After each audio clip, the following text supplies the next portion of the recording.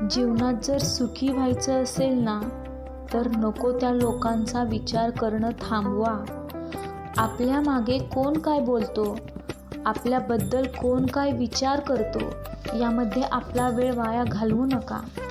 जी व्यक्ती आयुष्यात दुःखी असते, त्रासात असते, जिच्या आयुष्यात काहीच घडत नाही, ती व्यक्ती इतरांच्या आयुष्यात नजर टाकते, कमीपणा दाखवते, वाईट बोलते.